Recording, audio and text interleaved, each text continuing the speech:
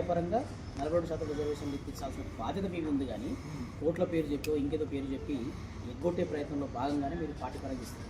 అసలు గ్రామ పంచాయతీ ఎలక్షన్లు అంటేనే పార్టీ పరంగా జరగవు, పార్టీ చిహ్నం లేకుండానే జరుగుతాయి. పార్టీ చిహ్నం లేకుండా జరిగే వాటిలో మీరు పార్టీ పరంగా ఇస్తారని చెప్పి ఎవరిని మోసం చేస్తారు?